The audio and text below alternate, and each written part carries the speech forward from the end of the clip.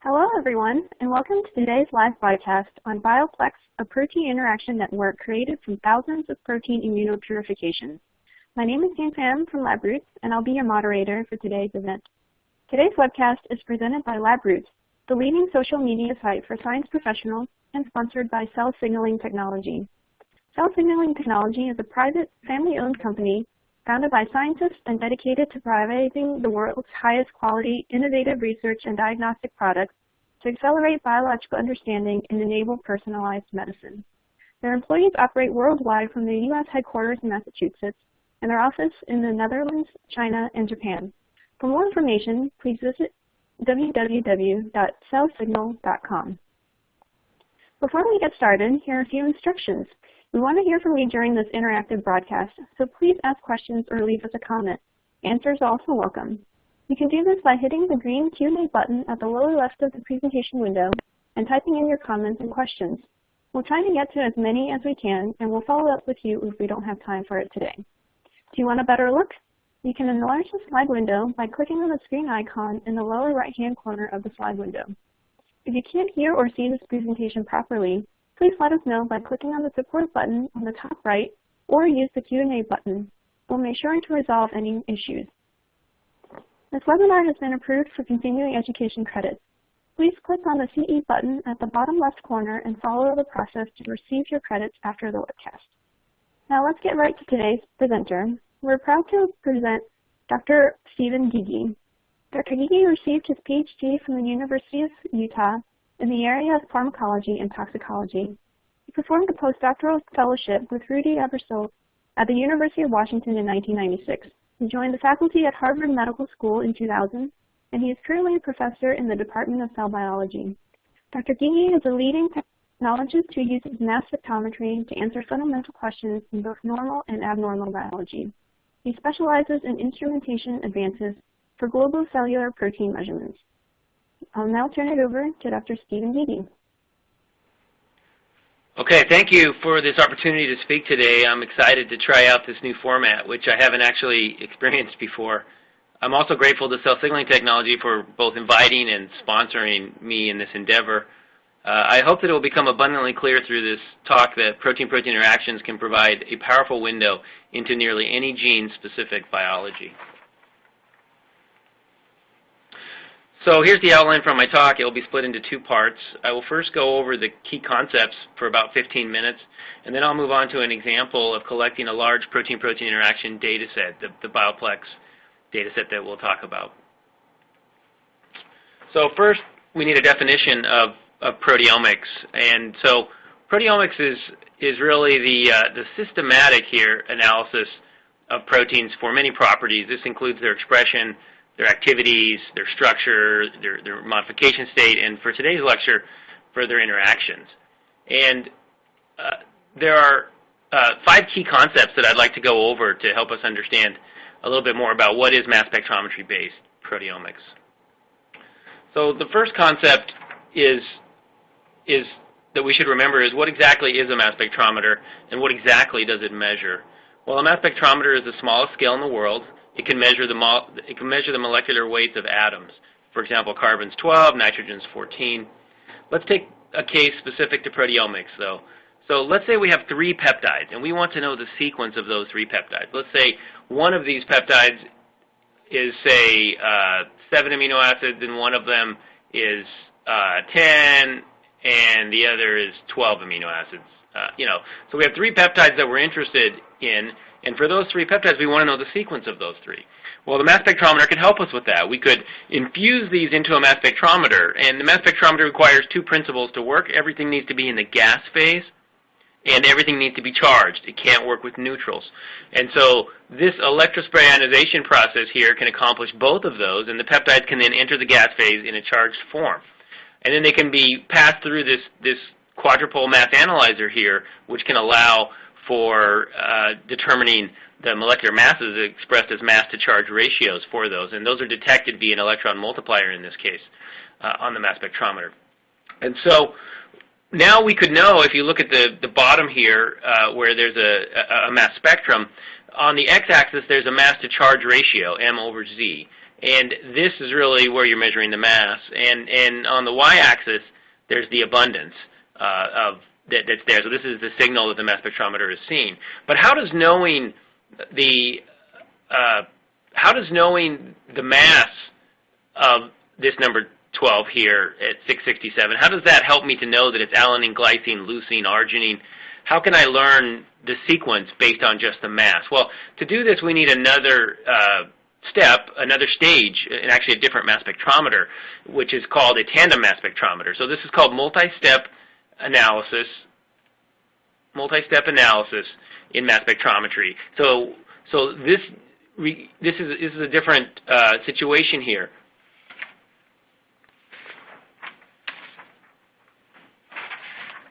Because we have a second stage of mass spectrometry, which is used to collect the sequence information of the peptide. So a mass spectrometer is capable of collecting MSMS spectra, and this is where in the experiment where this 667 ion here is measured in the MS scan, and then a fraction of a second later, the mass spectrometer will turn over and try to collect an MS-MS spectrum. And let me explain what that is. An MS-MS spectrum is where that 667 peptide ion is physically isolated away from the other peptide ions. And then it is energized and collided here with, say, an inert gas in this dedicated collision cell here. And so it's fragmented.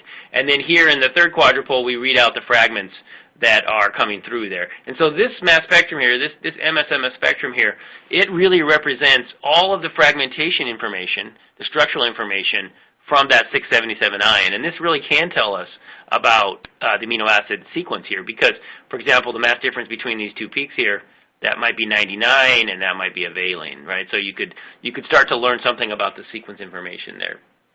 But the real key issue here is to do an MS-MS experiment, you want to fragment everything but only once. And so on average you take 10,000 molecules, but you're not breaking it down into all of the amino acids. You are breaking it on average only once, so you're creating two pieces. And when you measure the masses of those two pieces, you create a tandem mass spectrum.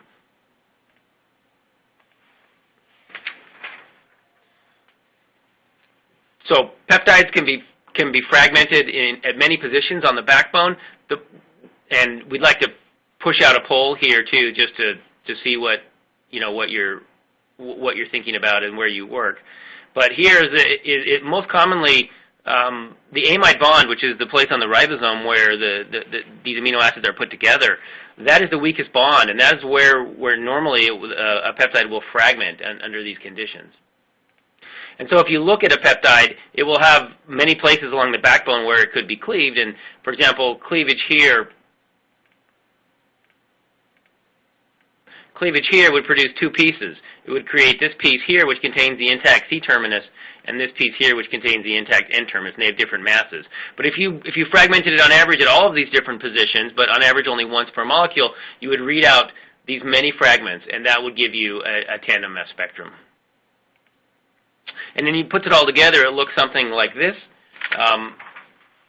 where we can see that a tandem mass spectrum truly has a very rich supply of sequencing information contained within it. For example, cleavages here between this serine and this glycine here, that produces those two halves again. As I was telling you, this piece here going down would have a mass of about 1172, and that would be this peak right here. So you can see it starts with the glycine here and ends with an arginine, and it has a mass of 1172. So you can see, as you look at this, you can see all of these fragments and how they represent the sequence information.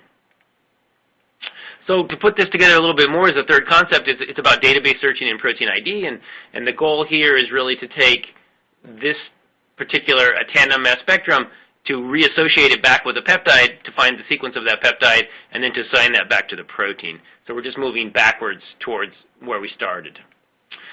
To do that, you would think that you could just take the protein here and take this protein here and then assign it over to the identified protein by just collecting the MS-MS spectrum of a protein.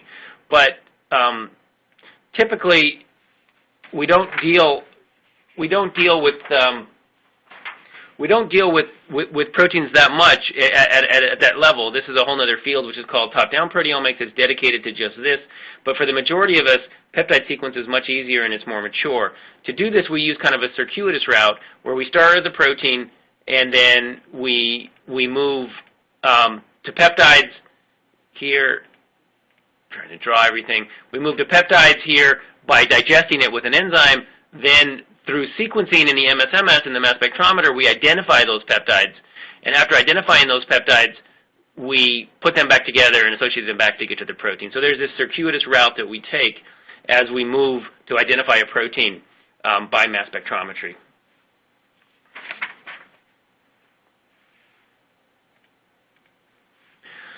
So how does this sequencing work?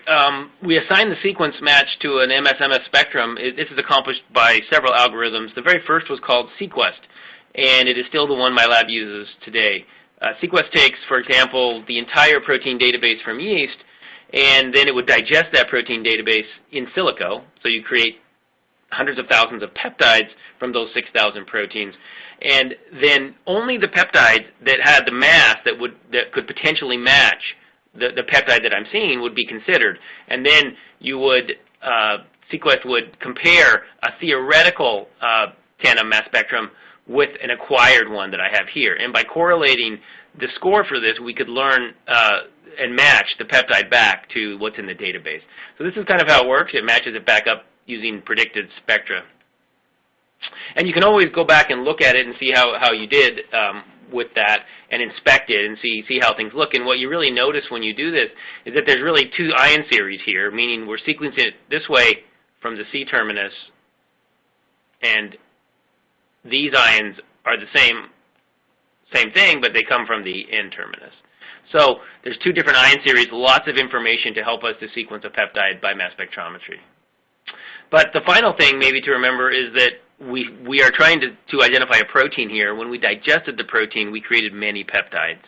So we would expect to see many of these, more than one peptide identified by our database search. And indeed, in this example, there are 7 peptides that we can see here, and these 7 peptides all correspond back to the same protein. So this increases confidence in the correct identification. It really nails down the splice isoforms. You might find a peptide that crosses an intron-exon boundary, or you might find one that's specific to a particular exon. It also can provide a measure of abundance.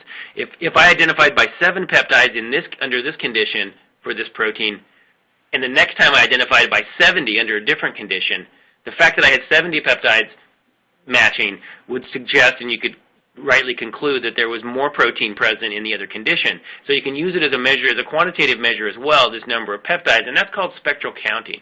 So you see that used quite a bit, where the number of spectra is kind of a measure of how much the abundance of the particular protein was in the mixture. So the fourth concept is putting it all together. It's called shotgun sequencing. And shotgun sequencing is where peptides are loaded as mixtures onto reverse phase columns with really small diameters. So these columns are called nanoscale here, nanoscale capillary columns. And they have very small diameters, maybe the width of a human hair, 75 microns in diameter, for example. But they're filled with the same material that you would see really almost in a normal HPLC column of bigger diameter. These are 5-micron glass beads usually, and they are derivatized, functionalized with, say, 18 carbons. So they're very greasy. They stick to peptides. And then as you increase the organic concentration that's going across the column, the peptides will begin to elute based on their hydrophobic properties. And as they elute, the mass spectrometer sees them. It detects first, and then it turns over and collects an MSMS spectrum where it actually tries to sequence those. So as fast as the peptides are eluting, the mass spectrometer is trying to both detect them and collect the sequence information on those. And it just goes around in this big cycle doing this. And in a single hour, you can collect something like 10,000 tandem mass spectra across this gradient here. And so you could imagine that you could take hundreds of proteins, and those could be digested, and put those into this system here, and you could probably identify most of those proteins, if not all of those proteins, at the same time in the mass spectrometer. So it's pretty powerful. In fact, you could take it one step further and say, what if I had a HeLa cell this has 10,000 expressed proteins in this cancer cell. If I took lysate from that and I added trypsin, I would create kind of an unholy mess of peptides, maybe 1 million peptides. Well, you could try to separate those peptides on these columns as well, and as they eluted, the mass spectrometer would still be sequencing as fast as it could peptides, and as long as peptides don't co-elute with the same mass at the same time, the mass spectrometer could still be able to identify those, and you could identify thousands of proteins that were present in that mixture at the same time. So it's a very powerful technique. So the final concept that we'll talk about for today is this affinity purification mass spectrometry. So this is abbreviated as APMS. So APMS here is where you have a tagged protein. Here's a B here that I'm circling. So this is your bait protein, and for your bait protein you have an antibody. Now that antibody is specific for the bait protein, but when you pull down on that bait protein using this antibody here, you not only get the bait, but you also collect the proteins that are associated with it that are co-amino-isolated at the same time. Now those proteins may be of interest to you because you want to identify those, and they could be either separated on a gel, or more likely today you would just digest them directly and go into the mass spectrometer with those and be able to identify those through the protein identification technology that I was just talking about before. And so you can get there, and then once you've identified those proteins, you can form a network there that kind of highlights what that bait protein here, shown as A here, was really potentially associated with in this mixture. So affinity purification is really a workhorse for identifying interaction partners in proteomics. Okay, so that's the end of the introduction here, and I'd like to move on now, and we'll have a little poll that might pop up again that just is asking what type of immunoenrichment techniques you might use in mass spectrometry.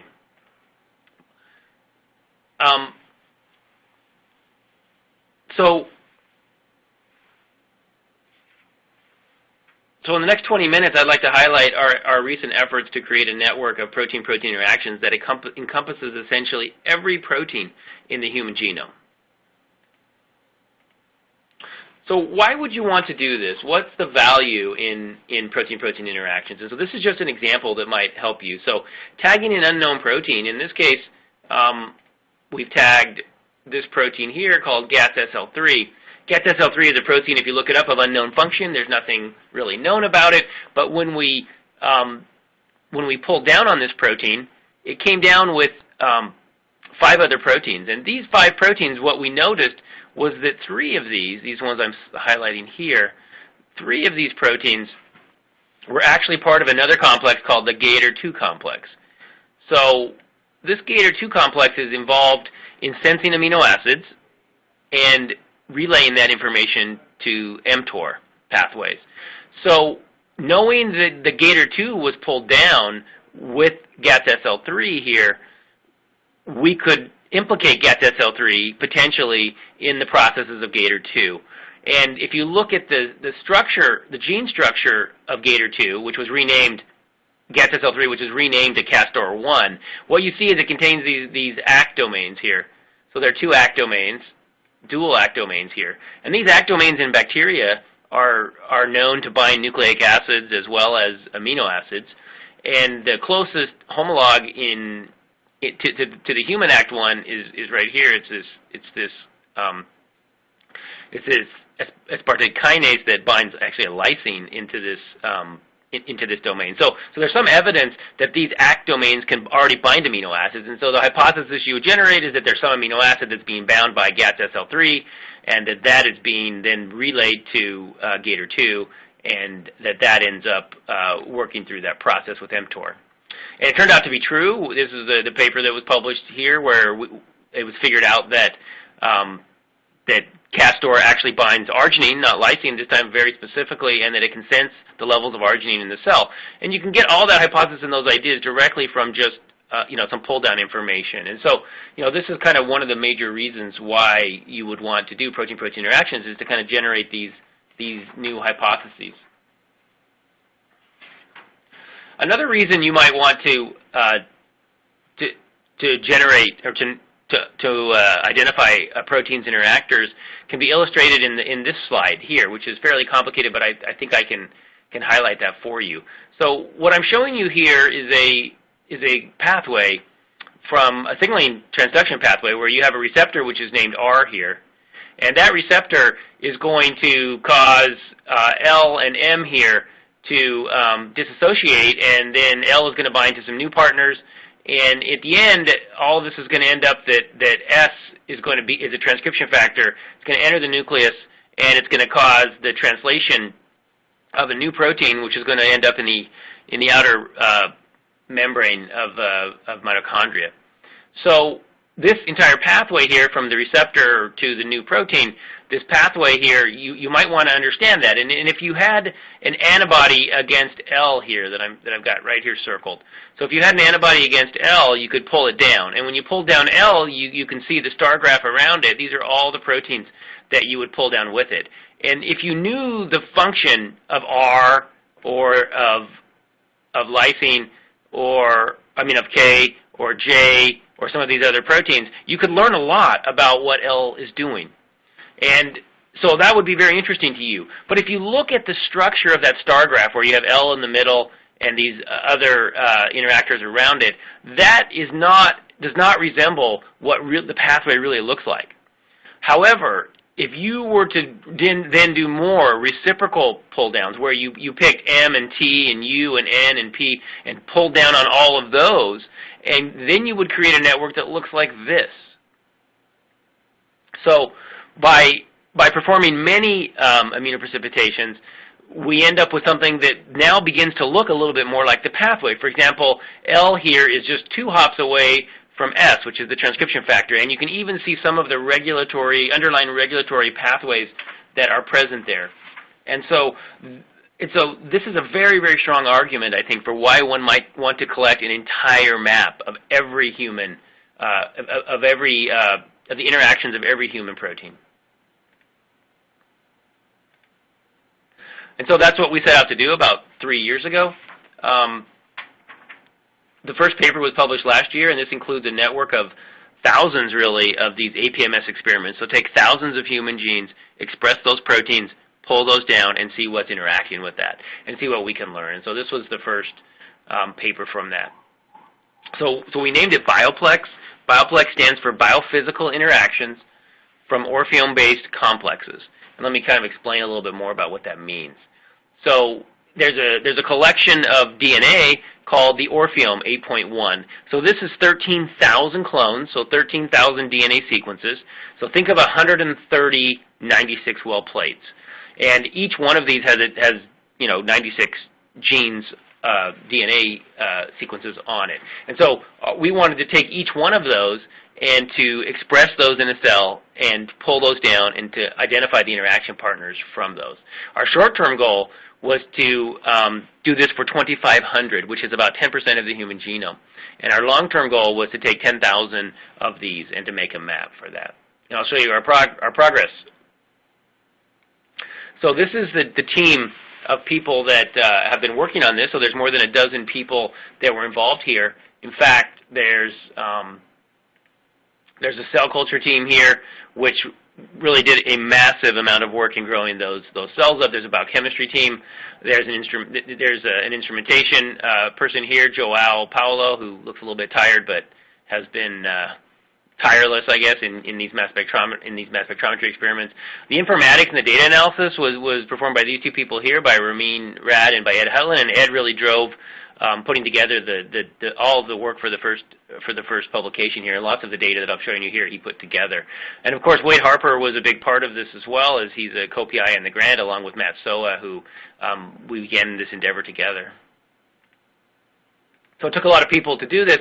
And let me just highlight for you the process that we go through for a single gene so that you can understand how we're going to do this for then thousands of genes. So for a single gene, we take, as I'm showing you here, there's this nice red spot right here, and that is, say, one clone. We take that out, and that gene has the structure that it's a gene, and then the C-terminus of that gene has an HA tag followed by a flag tag. So these are epitopes that can be used to pull down. So every gene will have an HA and a flag tag at the end of it. We then package this DNA into a virus here, and we infect that into 293 cells. Now, in the 293 cells, we create a stable cell line. Once we have a stable cell line, which is expressing the tagged form of that particular gene, we grow up 6 plates.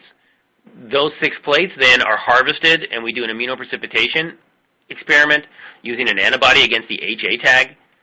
And then we precipitate whatever proteins come down from that. We precipitate those. We add trypsin to digest those. And then we analyze those in duplicate on a mass spectrometer. And this is just an example of that. And so this is the process that we go through for a single gene to identify the interacting proteins. Let me show you what it looks like for the project here. So every single month, we take out about 6 plates, shown here.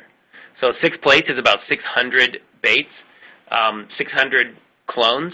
And those 600 clones during that month are going to be packaged into DNA. They're going to be made into stable cell lines. They're going to be purified by immunoprecipitation after they've been grown out and shot on the mass spectrometer. And so this all goes through this particular process. Now, to do this, we're analyzing everything in duplicates. We use a 70-minute runs, 40-minute gradients, very quick. We use a mass spectrometer called an Orbitrap mass spectrometer. Then we have 3 of these. They're quadrupole exactive QE mass spectrometers. They collect both high-resolution MS and high-resolution MS-MS information. And we invert the run order and use different instruments in order to avoid any carryover between the replicates. These instruments run 24 hours a day, and they're dedicated to this project. So it's a pretty mass spectrometry heavy project. So here's the first network that we put together, and this included about 2,500 different experiments. Now, only 2275 here are shown, and that's because about 300 of these did not have an interactor. So you had to have a single interactor to make it into here, so they just interact either with themselves or with with nothing. So there were 2,200 proteins, and the entire network is made up of 7,600 genes in total. So this is what it looks like, and that's what we got for the first one. And the important thing here was that there was just a ton of new information here, where only about 86% of what we identified was not known before. So the real challenge in these types of experiments is demonstrated here. So if you have a protein here, and let's say this protein is CDK1, if I pull down on CDK1, it interacts with the proteins that I'm showing you here. All of these different proteins that I'll highlight around here are interactors. But what I really see in the mass spectrometer is this. The mass spectrometer is so sensitive that it can actually see about 500 proteins, because there's some background that's in there that's identified, and it's only a single-step purification. And so the real key is, how do you go from pulling down 500 proteins, some of which are background, some of which are interactors? How do we go from doing that all the way over to identifying these 16 interactors that are there? And so these can really be divided. In order to do this, we kind of divide the data into 3 parts. We say that there are bona fide interactors here. There are non-specific background proteins, which makes up about 95% of what's there. And then there's one other category which had never been considered, I don't think, in protein-protein interactions, and that is that there are actually false positives in there. And it may not seem like a big deal because it's only 1%, the false positives. So that means that there's only 5 out of these 495 here. Only about 5 of these proteins are wrong. But because they're false positives, meaning that they're actually wrong identifications, they can match to any protein. In fact, they can match randomly. And when they match to any protein, they may match to a very rare protein that I've never seen before. And that's dangerous because that would look like an interactor. It would look like it was enriched because it hadn't been seen before, so it was a specific interactor. So by modeling that in the way that we identify these interactors, we've been able to really remove that problem from the data set where we don't have these random false positives don't end up in there. And the background can be modeled out because we have thousands and thousands of pull downs all with the same antibody, so we know the background really well. So that's kind of how we did it. And what I'll tell you more about that is that we had 9 different parameters here. So each one of these parameters could try to tell the difference between those 3 categories. And you'll see one of them up here, you know, might be interesting, is the Z-score, of course, is pretty important. So a Z-score would be how enriched among the 2,500 pull downs, that protein that I identified in that one pull down, how enriched was that over all of the other pull downs that I had ever seen. And what you can see is that, you know, is that these other 9 parameters as well are used. And we use something called the naive Bayes classifier, which we trained using all of the other plates except the one we were using to do the analysis. So we take one plate out, we use all the other plates, all of the data from the other plates as training data, and then we create this classifier which spits out probabilities of whether you're an interactor or a false positive or your background.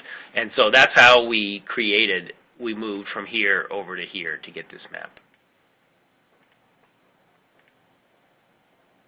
So here's the network again. This network, again, is represented by almost 2,600 different APMS experiments, and it contains almost 24,000 interactions.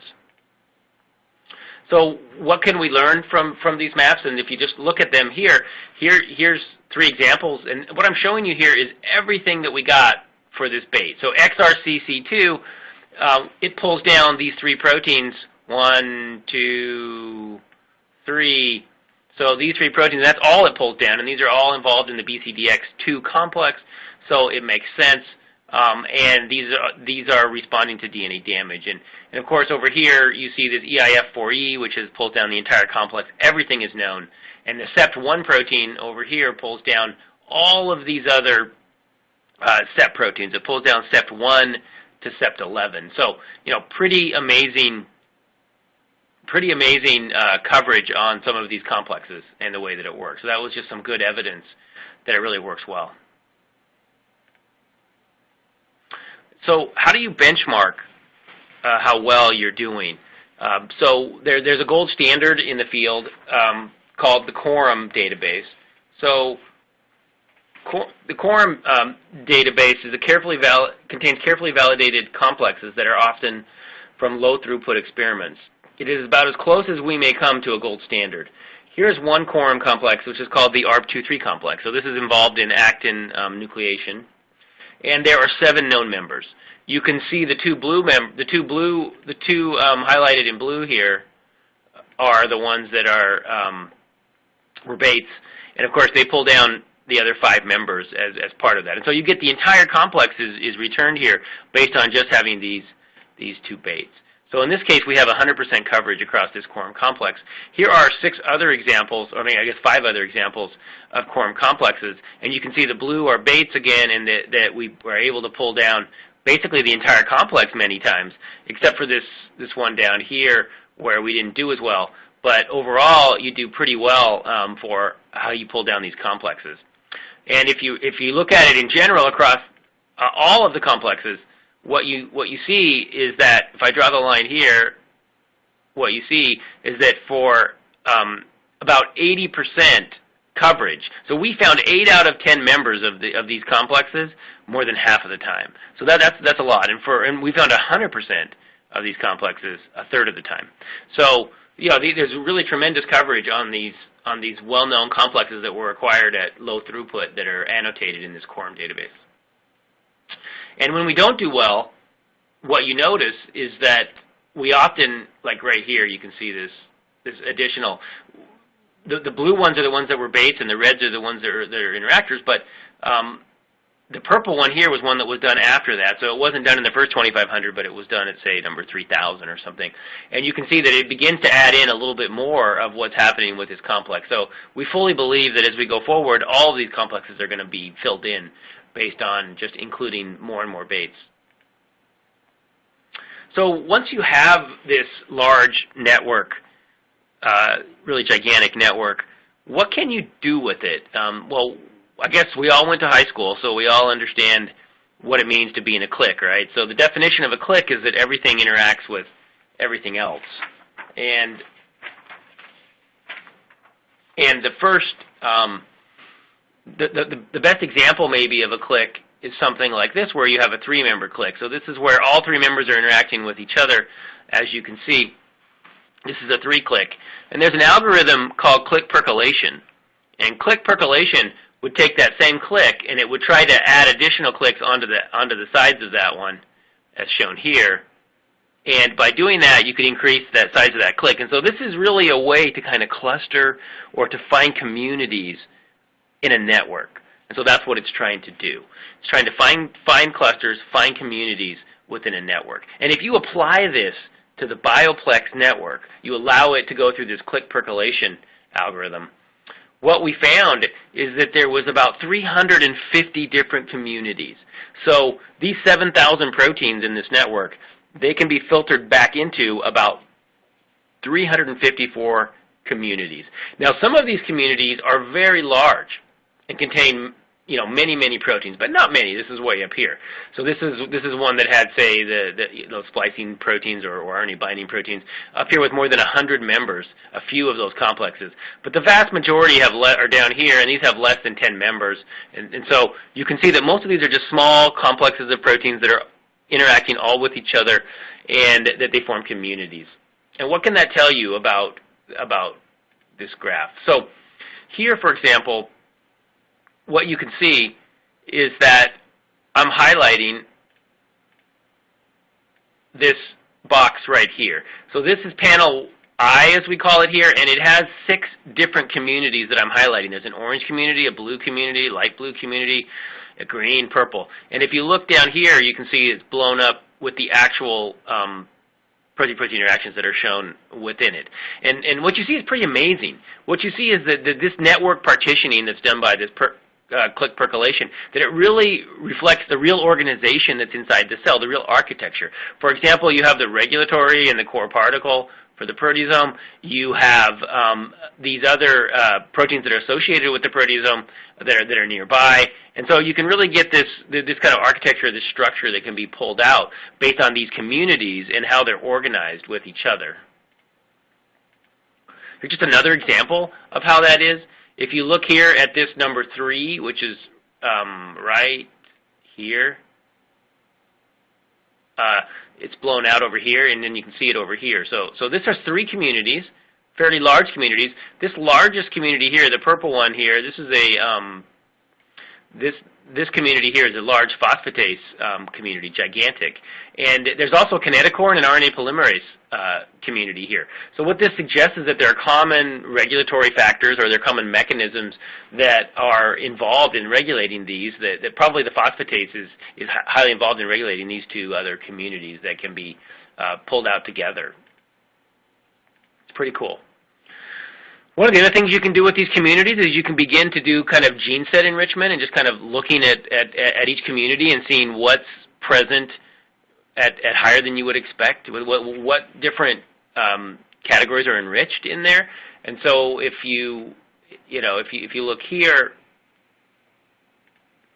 right here, you can see that there's something called cluster 72, that in cluster 72 there's a protein right here in the center called C11orf74. So C11orf74 is a protein of unknown function that nothing's known about, but everything that it interacts with in the network, its whole community, they all are red, and that means that they're all part of intraciliary transport. And so you can imply then that likely this protein as well, its function is going to have something to do with cilia. And so this is what you can do, and it's really pretty astounding, actually, because if you look over here to the cluster 11B and cluster 11A, remarkably what you see is that this is the mediator complex, all of these. But the mediator complex, its architecture is actually into two pieces, that it exists in the 2 different kind of groups in the nucleus. And you see that perfectly manifested here in kind of self-organized in these clusters. And so you can really use this to help you understand even some kind of structural information about what's going on in the cell. Here's another example that I like here, and let me see if I can highlight it for you. These three right here show up right here. So these three clusters, we call them clusters 6A, 6B, and 6C. So there are three different colors. I don't know if you can see it or not. There's like a purple, a red, and a green. But each of these clusters does the same function. They are histone acetyl transferases. That means they take an acetyl group and they place it onto a lysine. But there's known to be three separate complexes that do this, and that these three have a different function, but they are kind of related to each other in some ways. And you can kind of get that picture from the map here. What you can see is that they segregate completely based on which of the three complexes they're in, as well as some of the interactions that they have between each other. So it's really pretty great. So this network also, this enables us to do some predictions. And one of the things you could try to do is to predict the subcellular localization. So this is what we've done here, and this is the example that I'm showing you on this slide here, is if you look here in the center, you'll see PSMA1. So this is PSMA1. If I start on the network on that big hairball, and I look at everything that's one hop away, that's right next to it, it'll be on this circle that I'm going to draw right here. So everything that's one hop away will be on that circle. And so there's maybe 15 proteins that are directly associated with PSMA1 in the network. 2 hops away in the network is everything on this outer ring. And so what I'm showing you here then in the colors of the balls that for these interactors is whether it's a cytoplasmic, a nuclear, or both. For the prediction on UniProt, you just look it up on UniProt. It tells you what the localization is. And so we can make predictions based on these for the one in the middle. So for PSMA1, if you come over here on this matrix, you can see that it's predicted to be both cytosolic and nuclear right here. Cytosolic and nuclear, because it's there. In fact, every member of the proteasome, as you go down here, every member of the proteasome is predicted to be cytoplasmic and nuclear, except right here. So this protein is called PSME1, PSME3. PSME3 is a nuclear-specific subunit of the proteasome, and it doesn't show. It shows up only as a nuclear protein here. So again, you can use this approach then to predict for thousands and thousands of proteins. We can predict their localization based on this approach. It's pretty cool. Here's another example where we predict mitochondrial localization. Here it is, right here, mitochondrial localization for all of these members of this, of these complexes as this is. So just another example there. One of the main reasons that we did this was to try to add function for the first time to proteins that no one's ever studied before. There are thousands and thousands of proteins, thousands of genes, which there's nothing known about them. They're just basically have a name. And many of them are just called something like C16 ORF82. So they call them C-ORFs because they don't have a function and they're just named that way. And here I'm showing you 271 different C-ORFs. And what you can see here is that there's the first piece of information. The red ball here is showing you that C-ORF, and it's binding to some other protein. For the first time, we have some information about it and what it's doing. And so it's kind of beautiful, and it kind of shows maybe a little bit of function about many of these proteins for the first time. We can also predict their localization. So for this, in this case, what we were able to do here is show that, look, like right here, all of these C-ORFs, really, I guess, would be predicted to be plasma membrane. So we know something else about these unknown proteins, right? There's some new mitochondrial ones here. There are some proteasome. There's one that's the peroxisome here, and one to the lysosome even, right? So there are new members at new localizations in the cell, and we can get that directly from the network. So there's a lot that you can do with this network to predict things. And you can even take those C-ORFs, as I'm showing you here, like here's one here in the middle, and you can see that, well, let's look at this one up here first. So this is the catenin complex here, catenin A and catenin B, and these two were known to interact with each other before, and they sever microtubules, and it was never known that there was another subunit here. And so this actually turns out to be a third subunit that can be another regulatory subunit for this complex. And so you get that for these C-ORFs. You can add some function to those and find out what they do. So finally, there's a viewer that you can download from the website. If you look at the BioPlex website, there's a viewer. And in that viewer, you can just take, like, here's VAB1, for example. You can look at VAB1 and find out what was interacting with it. There's often lots more information there that you can try to pick out your favorite protein and try to understand it. So in summary, really, we showed that most of the complexes are faithfully depicted, and that most of these interactions that we found had never been found before. So this was pretty amazing. We had 86% were new here, really thousands and thousands of new interactions. And that we could subdivide the network into hundreds of clusters, of these communities, and these were united by shared function and localization.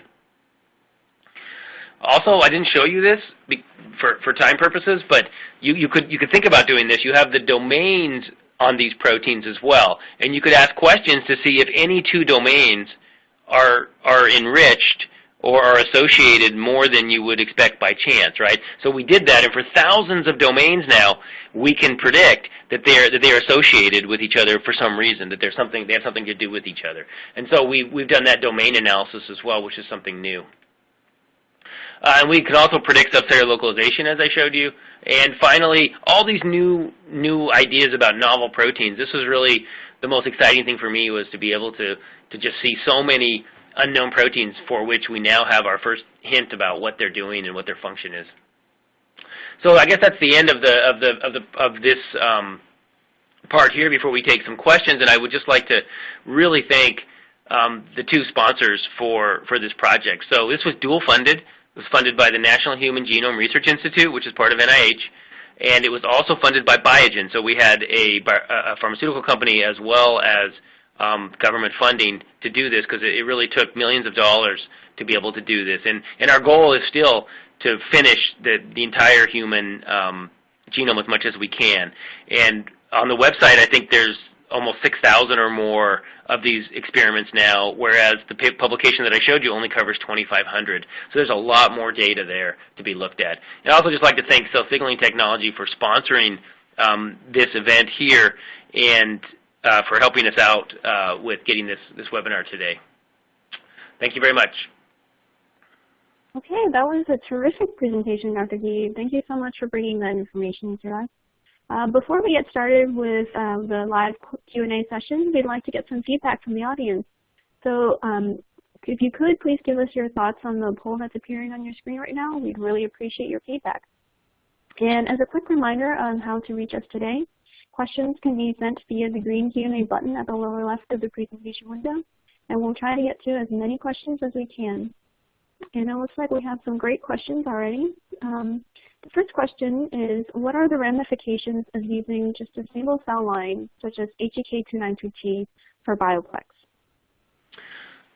Yeah, that's a good question. I mean, our goal was to make a single pass through a human cell line. Now, we realize that many of the proteins that we expressed were never meant to be in a 293 cell. So we took olfactory receptors, we took albumin, hemoglobin, things like that. We expressed those in this 293 cell and tried to do their interactors. It was completely unbiased. And so by using a single cell type, we had some advantages that everything was the same and was unbiased, but there's some disadvantages that there may be, the interactors may not be expressed in that cell or other reasons. So that's definitely a caveat to this. And the hope would be to go in and do other cell lines, as well as to do other conditions. Maybe only during mitosis is some complex formed, and we wouldn't discover it using this as well. So, I think using a single cell line was kind of a necessary evil here, but I think it still worked out pretty well for us. Great. Your next question is from Christopher at the Providence Cancer Center, and he asks, what about protein polymorphisms? Does the software consider known alleles and has SNPs for protein coding genes? Yeah, I mean, that's a great question. You certainly can consider those.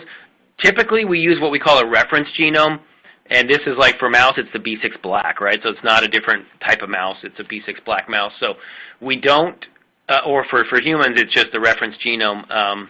We don't really consider the polymorphisms. We could, in the past, it hasn't made that big of a difference because, there are multiple peptides per protein, and so you're definitely going to miss the one that had the polymorphism, but the peptide that had the polymorphism, but, you're not going to miss the protein most likely. So the answer is that the software can, if you want to include that as a database, you could, but for now we don't. We just use the reference genome. Okay, great. Next we have a question from Daisel at the University of Cambridge, who asks, why are you sure not pulling down more than one protein with the target of an antibody? Let me read that. How are you sure? Yeah. Why are you not pulling down more than one protein? I guess how are you sure that you're not pulling more than one protein? Oh yeah, how am I sure that I'm not pulling down more than one protein as a target? So that's a great question as well. So in this particular case, what we're using is we use the same tag for all 2,500.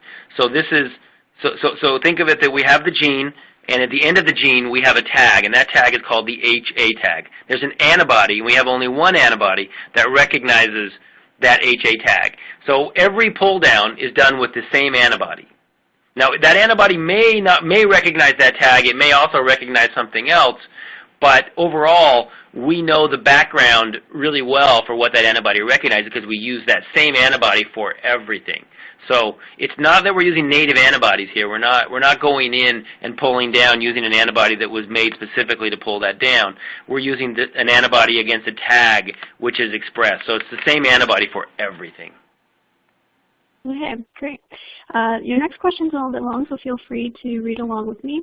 Comes from Michael at Harvard Medical School, who asks, since it seems like you're measuring a static condition in one condition, would you always expect that you would always be in agreement with CORUM? Wouldn't CORUM try to capture everything across conditions? Right. So that's a great question again too. And so I wouldn't expect to capture everything. One, because 293 cells may not have that complex. We may not have the conditions right, as the questioner says there, and so I wouldn't expect it to always agree, but we were kind of surprised by how much it did agree. And of course, CORUM complexes are much more of the kind of universal complexes like I showed you, the ARP23 complex, the APC complex, some of these other complexes, the proteasome, the ribosome, complexes that are very much well-defined. Great. Next, we have a question from Maria at Seville University, who asks, how can I know theoretically if two proteins interact in the plasmatic membrane with a stimulus? So you need to. So I guess the question there is asking if I need to have the stimulus present in order to cause that interaction to occur. So again, you could certainly do the pull. You could tag and do the pull downs in the presence of that stimulus, and it would allow you to. Let me go back to the question here that fell off my screen here.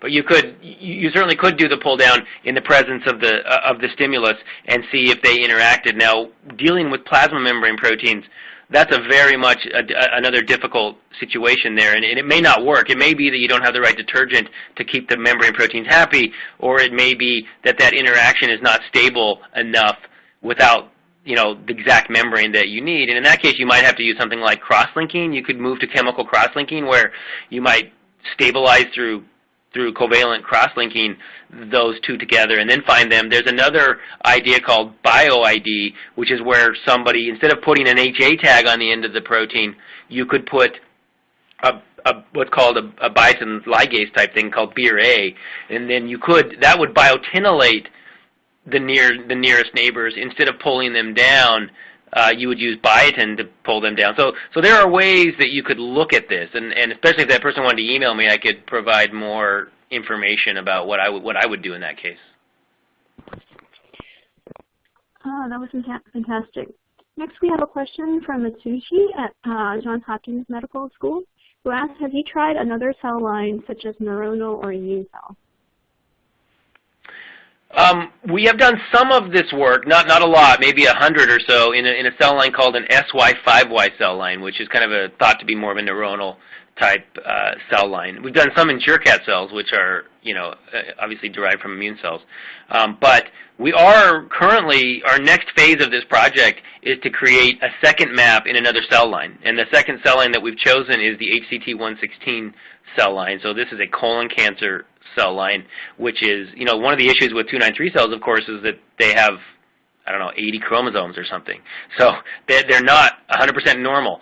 But an HCT116 cell is a bit more normal, I would guess. It's a diploid cell. It's got 46 chromosomes. It looks better. So we'll see how the map, as we create the map again a second time in an HCT116 cell, how that compares. But we don't have plans to do it in a neuronal cell.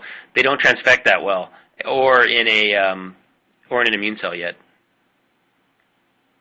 Great. We have lots of great questions coming in. And the next one, it comes from Rupa, who says, the interactome is established from HEK293.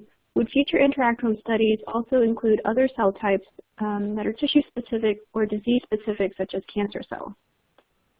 Right, that's a great question. And again, like I said, we are making the map again right now in HCT116, which is a cancer cell line, so that will be interesting. We have plans to make it in several other cell lines, maybe in an iPS cell, or stem cell. So there are plans to do this, and of course, environment is important, or conditions are important too. So it would be great to be able to make a map under different stimulations of the cell as well, not just different cell types. Interesting.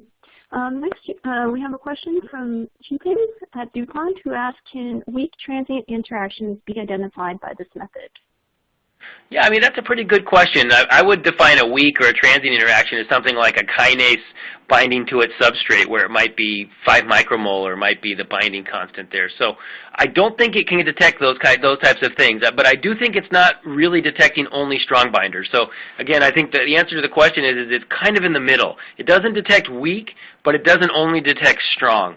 So I think things that are fairly transient it can detect, but no, it's not at the stage where it's detecting like substrates for a kinase or an enzyme reaction or something like that, where it's a much weaker binding that's happening. So yeah, these would have to be fairly stable interactions. They have to survive the washing. Great. Next, we have a question from Rose at the NIAID at NIH, who asks, could the non-interactors be interacting with carbohydrates or lipids? Yeah, that's a great question. So there's 300 proteins that we put through here that didn't act like they were interacting with anything, and it could be. It could be the protein. It could be the protein's job is to, if it's an enzyme and it doesn't work with anything else, it doesn't have to interact with anything else. There's no rule that says, you have to do that. So no, I think that's great. And some of these proteins, again, remember we tag them at the C-terminus, and if they needed their C-terminus for function, that might be another reason why they wouldn't interact with whatever they were doing, right? Because they weren't functional anymore. So there's a couple of reasons why they might not be there, but certainly the one stated by the questioner is right. Very cool. Next, we have a question from Omar at Muta University, who asks, is protein interaction different from protein aggregates?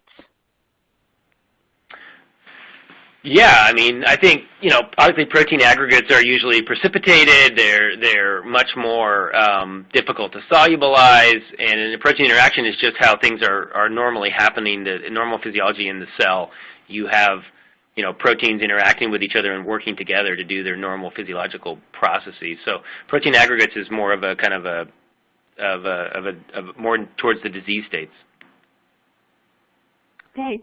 Next, we have a question from Chao Feng at the UP, who asks, can you give more details about how to get rid of false positives? Right. So for the false positives, the way we did that is it's a bit more technical, so it might be harder to understand, but you have to model those false positives. It's only 1%. But the way we modeled the false positives is that we had done the search and we had the proteins in the forward direction. We also had the proteins in a reverse direction when we did that. And so it was pretty obvious to us that we had a good training data for things that were completely false positives. Anytime we detected, and it passed all of our filters, anytime a protein that was completely bogus, that was called a reverse protein, ended up in our network, right? And so there were like 10 or 20 of these that made it through. Those proteins are false positives by definition because they're made from fake proteins. So we would use those to train the model and find to show how those got into there is the same way that the other ones that we don't know which ones we don't know about those. So again, we used a known amount of bogus information to help us understand and to be able to predict what those false positives were like and what they were doing. Very interesting. Next, we have a question from Kirk at the UAMS, who asks, is this method compatible with TMT labeling to compare interactions across multiple conditions? Yeah, it's a great question. It might be, because the problem you have is that you have different expression levels of each of these proteins. So if I took 10 different baits and I use TMT, which can measure 10 different interactomes at once, the issue would be that if one of the baits was expressed at 50 times higher level than any of the others, it might be more difficult to detect the interactors for that one, because for the one that was 50 times less. So you could do it if the baits were all expressed at similar levels, say within 2 to 5-fold of each other in the cell. I think it would work. Otherwise, I think you would rather stick with different conditions, but the same bait would probably be a better way to use TMT. Very interesting. And then we have a question from Sun at King's College of London, who asks, have you cross-checked interactions with pathways? Yeah, so we have done that as well. So we've looked over different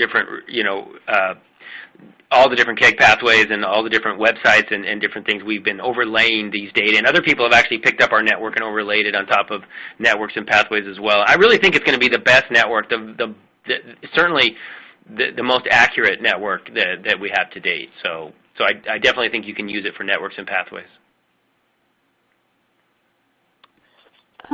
Okay, that was great. Questions were great and the answers were excellent.